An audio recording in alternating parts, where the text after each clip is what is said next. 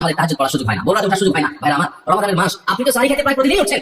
আপনার যেহেতু সাহারি খাওয়ার উদ্দেশ্যে উঠাই লাগে, তো আপনি কেন এই মাসে সাহারির সময়, ভোর রাতের এই সময়টাতে যখন আল্লাহ সাধারণ ক্ষমা ঘোষণা করেন, ওই সময়টাতে আপনি কেন শুধুমাত্র খেয়ে পড়ে আপনি মসজিদে চলে যাবেন ফজরের জন্য? অবশ্যই আপনি সাহারি খেতে উঠলে 2-5 মিনিট সময় বের করে বিশেষভাবে আল্লাহর কাছে দোয়া মনোনিবেশ করবেন। আমাদের একটা বড় ভুল হলো সাহারির এই সময়টাকে দোয়ায় আমরা মনোনিবেশ করি না। সম্ভব হলে 2 রাকাত নামাজ পড়েন, 4 রাকাত নামাজ পড়েন, সেটা যদি না পারেন তো সাহারি খানা শেষে অথবা আগে আপনি আপনার রুমে গিয়ে লাইট বন্ধ করে নিরিবিলি জায়গা একটু আল্লাহর কাছে হাত তুলে একটু চোখের পানি ফেলে চান, দোয়া করেন। দোয়ার এই সুযোগটা 11 মাস আপনি পান না, রমজান মাসে সাহারি ওসিলা পেয়েছেন, তবে সেই সুযোগটা কেন হাতছাড়া করবেন? আমি বিনয়ের সাথে বলতে চাই, একজন মানুষের আমরা এই সুযোগটা হাতছাড়া করি। আমি পারত পক্ষে কোনোদিন এই সুযোগটা হাতছাড়া করি না ভাইয়া। যেদিন কিছুই করতে পারি না, ওইরকম দোয়া করার সময় হয়তো নাই কোনো কারণে, দেরি হয়ে গেছে উঠতে উঠতে, ওই দিন খাইতে খাইতে মনে মনে দোয়া করার চেষ্টা করি, প্লেটটা ধুয়ে দোয়া করার চেষ্টা করি। কারণ মুয়াজ্জিন ফজর আযান যখন দেন, ওয়াক্ত যখন হয়, তার আগ মুহূর্ত পর্যন্ত আল্লাহ তাআলা দুনিয়ার আসমানে এসে তারপরে বান্দাকে ডেকে বলেন, আল্লাহ মিন মুবতালান, তোমাদের মধ্যে কেউ কি অসুস্থ আছো, ফাআফিয়া, আমি তাকে সুস্থতা দান করব। আল্লাহ মিন মুস্তাগফিরিন ফাগফির লাহ, তোমাদের মধ্যে কেউ কি আছো ক্ষমা প্রার্থনা করে আমি তাকে ক্ষমা করে দিব। এভাবে ডেকে ডেকে আল্লাহ তাআলা দিতে থাকে। টোটাল 24 ঘন্টার মধ্যে যেই সময়টার দোয়া ফেরত দেওয়া হয় না, যেই সময়টার দোয়া মিস হওয়ার সম্ভাবনা খুবই কম, আপনার দোয়া বেশি শর্তগুলো ঠিক থাকলে এই দোয়া কবুল হওয়ার সম্ভাবনা জোরালো, সেই সময়টা হলো ভোর রাতের সময়টা। রমজান মাসে এই সময়টাতে দোয়ার যে সুযোগ তৈরি হয়, দোয়ার যে বিশাল সুযোগ আপনি পান, এই সুযোগটা হাতছাড়া করে আপনি শুধুমাত্র খেয়ে এই সময়টাকে পার করে দেন, এটা কখনো বুদ্ধিমানের কাজ হতে পারে না। এই জন্য রমজান মাসের ভুল করার মধ্যে থেকে একটা হলো যে সাহারি সময়টাতে, ভোর রাতের সময়টাতে দোয়া কবুলের গুরুত্ব